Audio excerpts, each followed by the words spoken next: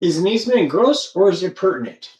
All right, so you have to ask yourself, is it because of who you are or where you live?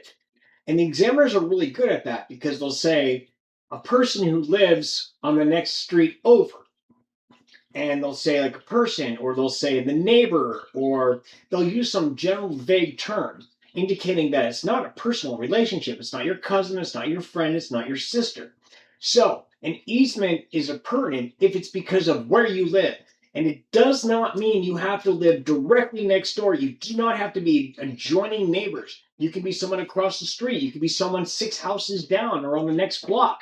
If I'm granting you the easement because of where you live, that's an easement appurtenant, and it runs with the land, which means when you sell your property, the new owner has a right to now walk across my land because they've inherited the easement, whether or not they have notice of it. And you're like, wait, I thought they needed notice. Not for the benefit to run. So if I'm the easement holder, I got the dominant estate, I don't need notice. It's like a benefit. Oh, sweet. I didn't know I had that. It's like a bonus. No one's gonna reject that when it makes your property more valuable.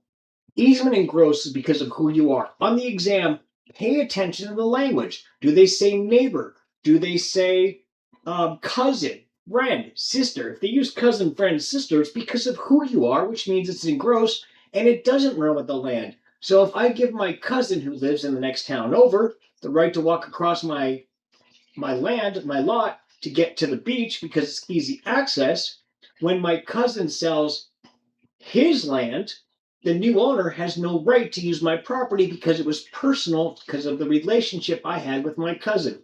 It's an easement in gross. Now, keep in mind, they don't really test this, but easements in gross, when they're commercial, they do run with the land, and here's why.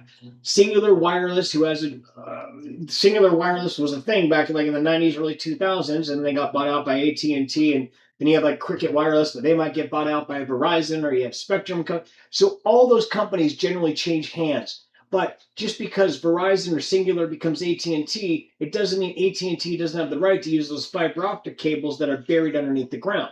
So that's why commercial easements in gross do run with the land. But no, normally personal easements in gross do not, because it has nothing to do with the property. It has to do with who you are. Whereas an easement appurtenant does run with the land, and it's granted because of where you live. And that's it.